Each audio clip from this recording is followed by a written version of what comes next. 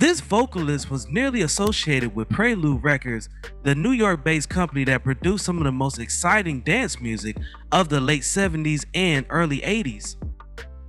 This vocalist recorded 3 albums on the label and scored a series of club successes that have long since become classics among disco and house DJs who still hold the era in high regard. While disco was winning in the early 1980s, performers like this one kept the torch alive while also pushing the music forward by introducing more song-based R&B components.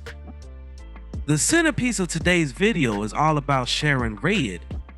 Before we start, let's be sure to leave a like on the video, subscribe to the channel, and push the notification bell to be sure you won't miss on any more uploads. Now without further ado, let's cue that intro.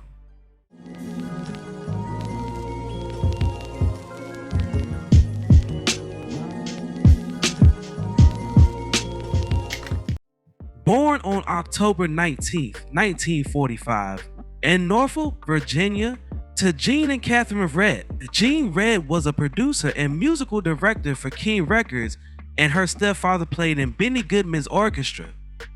Her brother Gene Red Jr. was a songwriter and producer for Kool and the Gang and the band B&P. Her half-sister Penny Ford is also a vocalist, having released 2 solo albums and serving as the lead singer for Snap, Soul to Soul, and the SOS Band.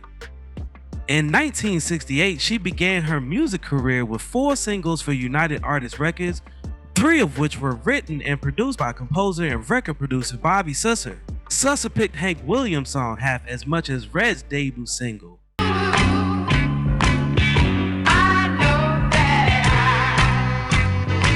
Red's voice, set against Susser's strong bass music, soon established her prominence among R&B radio stations. Red, a promising actor, received a significant break when she appeared in an Australian version of the rock musical Hair. She was part of a company of young African-American immigrants for the Sydney show, which also featured Marcia Hines. Red starred in the production from June 6, 1969 to 1971. As Red rose to prominence in Australia, she was interviewed by Barry Sloane in a 1971 edition of the GTK. Her renowned Amoco commercials prompted her own television show. In April 1971, the Immigration Department urged Red and her Hair co-star Teddy Williams to leave Australia for what they perceived to be racially motivated reasons. In addition to Hair, Red featured in T. John and His Brothers and traveled to London 1974 to act in an American version of The Wedding of Iphigenia. In 1977, Red portrayed Sherry in the American comedic television series Rhoda. Red also appeared as a guest in the musical Sgt. Pepper's Lonely Hearts Club Band. Bette Midler was seeking for a replacement for Merle Miller and Gail Cantor, who had both left following Midler's 1973 tour to pursue other interests. Midler auditioned almost 70 people, but Red got the job and became one of Bette's harlots. In addition to playing as a harlot, Red performed backing vocals for Carol Douglas and Norman Connors. After parting ways with Midler, Red, Charlie Crossley, and Ulla Hedwig issued an album titled Formerly of the Harlots in late 1977. In 1978, RCA Victor released Love Insurance on a 12-inch disc as front page featuring Sharon Red.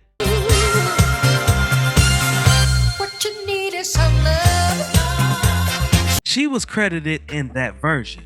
In 1979, Red recorded the disco hit Love Insurance, released by Panorama Records under the name Front Page, her own vocals going uncredited. But she soon signed a recording contract with Prelude Records, and Red became the label's most successful artist. Her debut studio album, 1980's self-titled Sharon Red, was closely followed by 2 more Red Hot and Love How You Feel. Red has several charting songs on the Billboard Hot Dance Club Play chart, including To Beat the Street,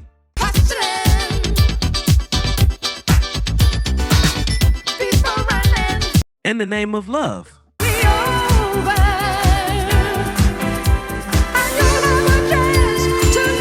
and Love How You Feel. Coming out, baby. Keep it coming out, baby. Keep your body moving up and down. Following these albums, Red resumed her successful career as a supporting vocalist, most notably with the group Soiree, which featured Luther Vandross and Jocelyn Brown. In early 1992, she scored a UK Top 20 success with a re-recorded version of Can You Handle It with Tom's Diner, remixes DNA, and she appeared with the pair delivering live vocals on BBC One's Top of the Pops on January 30th.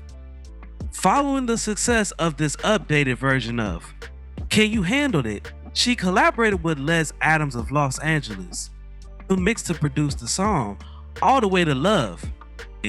This was to be her final solo recording, and it remains unreleased. On May 1st, 1992, Red passed away of pneumonia when on the verge of making a comeback. According to Dance Music Report magazine, she passed away of AIDS. The illness had impaired her immune system, rendering it useless when the singer stepped on broken glass on stage.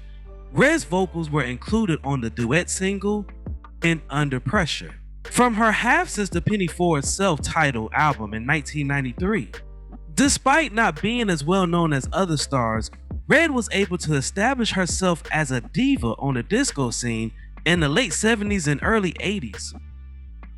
Red was honored by the National AIDS Memorial and an online exhibit to commemorate Black History Month, along with other celebrities like Sylvester and Arthur Ashe. In 2011, Red was posthumously honored at the 2011 Deva's Simply Singing Music benefit. Her name was among the number of celebrities featured on a special made by Red. Now, before we go, I have a question for you all. What is your favorite song from Sharon Red?